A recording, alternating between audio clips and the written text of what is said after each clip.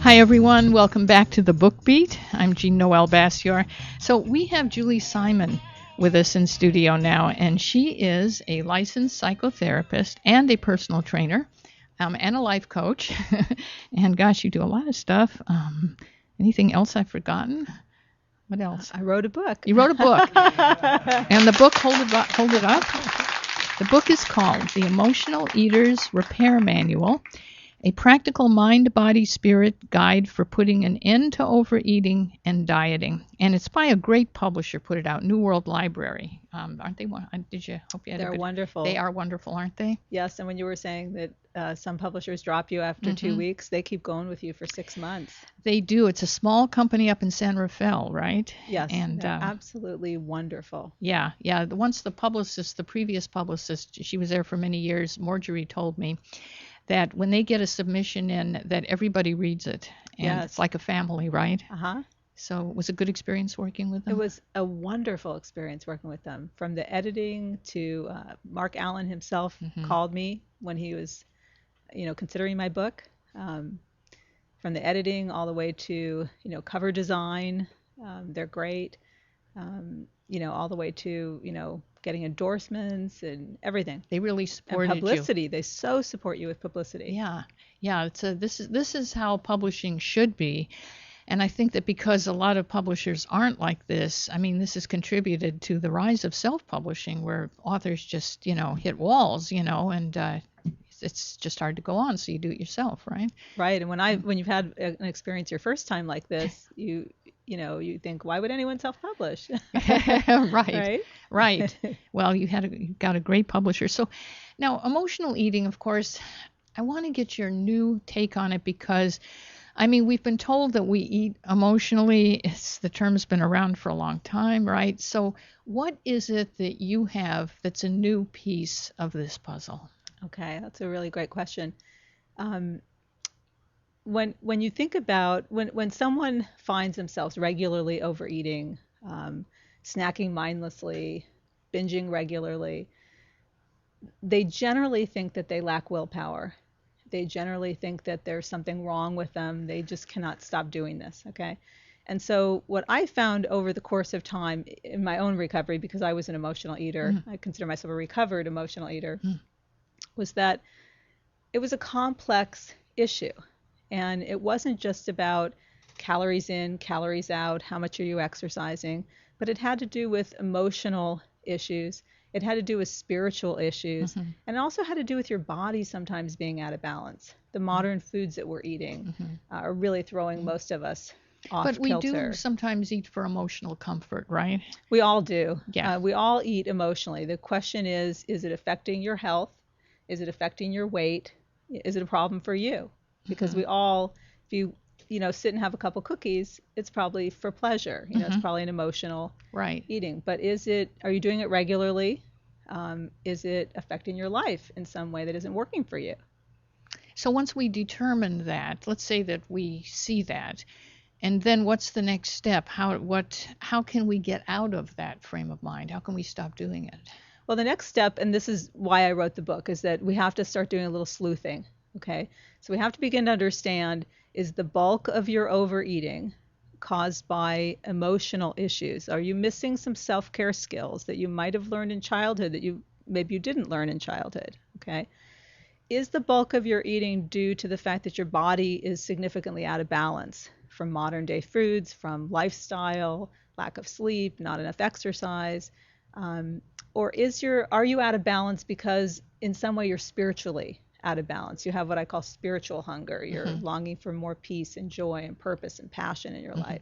So we start to sleuth. And in the book, I divide it in those 3 sections, and the reader can jump in anywhere, wherever it calls to you, wherever you think your issues might be. So what are some of the questions that you ask in the book to guide us through that?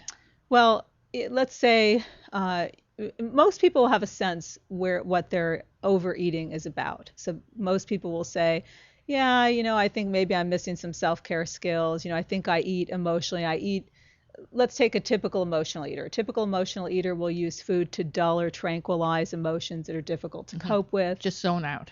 Right. We'll use food to soothe and comfort and calm and pleasure, for escape. An emotional eater will use food to silence self-defeating, critical, negative, judgmental thoughts. Emotional eaters will use food to procrastinate. They'll use food as a reward. They'll use food to punish themselves. Right. So most emotional eaters will have a sense of what's going on with them with food. So the first place, if an emotional eater thinks, I do think I use food emotionally, will be to begin to work on some of those self-care skills. And the very first self-care skill in the book is all about connecting to oneself, okay? Because another way we can look at it is that most emotional eaters are disconnected from their signals, their mind signals, their body signals, their spiritual signals. So they're unaware of their emotions, often, what they're feeling. Go ahead. Well, it seems like a complex thing, because a lot of people, I think, know that they're eating emotionally, but there's a lot of pain there, right? Right. Even pain of procrastination, fear of failure. And when you use that term self-care, which is a great term, and it sounds very nurturing, but a lot of us, we tend to beat ourselves up, right? So let's say that somebody knows that they're doing this, but it's like pulling yourself up by the bootstraps, right? I mean, how do you break this cycle? Well, that's why I have, I've broken all of this down into baby steps, into skills that you can learn. So for example, the very first skill, which I call self-connection, right? It just means going inside. And let's say you want to go order a pizza, okay? And you don't just want a slice of pizza. You really kind of want to do some damage. You're going to eat the whole thing. You're going to eat the whole thing. You want to get fries with it. You really want to do some damage.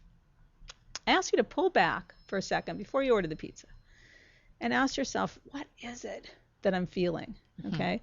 Many emotional eaters are very out of touch with what they're feeling. They'll say, I don't know, just stress, things. I don't know what I'm feeling. So stop for a second. Let's get mindful. What are you feeling? So maybe the person says, well, it's been a hard day. I feel lonely. I feel kind of angry at my boss. I feel kind of empty.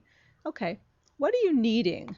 Now, you may say you're hungry. You may be needing a little bit of food. I mean, are you going to really rush to the refrigerator for carrot sticks at this point? No, you're not going to. But I'd like you to stop for a few minutes. Just take 5 minutes, and I'd like you to connect to yourself and find out, what are you actually needing rather than a cheesy pizza, okay?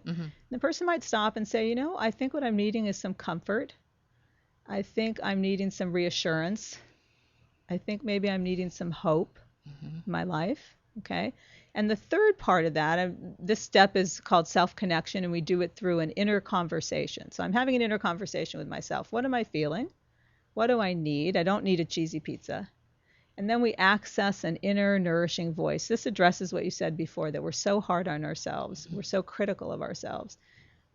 Many emotional eaters did not develop an inner nourishing voice early in their lives. Okay. They have a very strong inner critic. They have a very strong inner indulger that says, yeah, let's go ahead and get the pizza. We had a really hard day. They don't have an inner nurturer. Okay. And so in my book, throughout the book, we're building the voice of the inner nurturer. So you talk about these different voices, because I've never heard that term, which is a great one, inner indulger. Yeah. So you're kind of telling them maybe what they are connecting with instead of who they really are, right? So you break it down sort of like that? Yes, I mean, usually they have a very loud inner indulger voice, and that's why they order the pizza or the cheesy noodle dish, okay? And then after that, the inner critic comes on the grounds and beats them up for having done that. Right. So there's a voice that's very tiny, not very well developed, and that's the voice of the inner nurturer. And that inner nurture morphs into an inner limit setter. So it sounds like I've got all these voices, but there really aren't that many. So there is a progression here. In other words, it's not like the first step is getting in touch with who you're talking to, right, inside. And then you said it morphs into an inner limit setter? Yes. So that's interesting. What happens in that stage? So that's a voice that can say, so the inner nurturer might say, okay, I understand that you've had a hard day and that you're really needing some comfort and reassurance. And I'm here with you. I'm right here with you. I'm closer than your breath. And I can give you that comfort and that reassurance. And we're not going to get it in a cheesy pizza. We're not going to get it in a noodle dish. So how about, now comes the inner limit setter. How about we not order the pizza? We'll go home, we'll have something healthy, something that we like the taste of, but something healthier. And then how about later on, maybe we take a bubble bath, or maybe we sit down and listen to some music, or maybe we take some time and write in the journal about what's going on. More self-care. More self-care. So we have voices we can access that can help us meet our needs. The inner indulger doesn't help us meet our needs. I see. The feeling self, the one that says, I'm tired, I'm lonely, I'm having a bad day, she's running the show. Okay? We need to have other adult, mature, nourishing voices and firm voices that can help us get all this together. And if someone wants to lose weight and they're using your book and doing this process, are they trying to stay on a diet at the same time, or No, are they forgetting absolutely about diet? Yeah, my book is totally not about dieting. It's about learning to pay attention to all of these signals. Okay, in the second part of the book, we talk about physical signals like paying attention to hunger, so eating when you're hungry, listening to cravings, stopping when you've had enough. And what about portions? I think a lot of people just think that sometimes portions are awfully large. I think they are. But you know what? I have a chapter in my book, and it's about eating foods that are consistent with our human design. Okay, so if you really knew how we were designed, we were actually designed to eat to satiation every single time we sit down to eat. That's why we keep going, because our body is designed to do that. The problem is that we are eating foods, modern processed foods, and foods of animal origin that have no fiber, okay, and they don't fill us up quickly. So they don't satiate. They don't hit the satiation signals quick enough, okay? Yeah. Because we're meant to eat to satiation. So when you're eating what I talk about in my book, unprocessed whole plant foods, if you want to eat a yam and you're not done, eat two. You want to eat a dish of brown rice, you want some more, eat more. Okay? Your signals will work. They will tell you when you've had enough. So it's really getting in touch with those signals. And this work, this inner work, now, is this something you do when you're hungry, or can you also do it at other times of the day when you're not hungry? Like the time to do it is, there are many times you can do it. You can do it when you're hungry, okay, and you think you might get into trouble. You do it whenever you're having distress of any kind, anything's bothering you. You had an argument with someone. It's not even just for emotional eaters, this 3-step process. It really teaches you how to get in touch with what you're feeling, get in touch with what you're needing, and access a voice that can help comfort you. So the 3-step process, is that it? That's the 3-step process. It's called an inner conversation.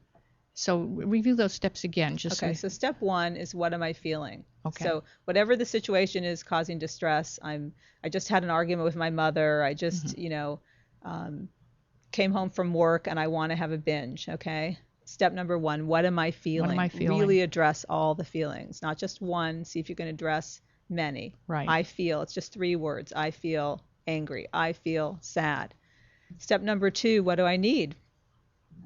I think I need some comfort. This is an area where emotional eaters really get stuck.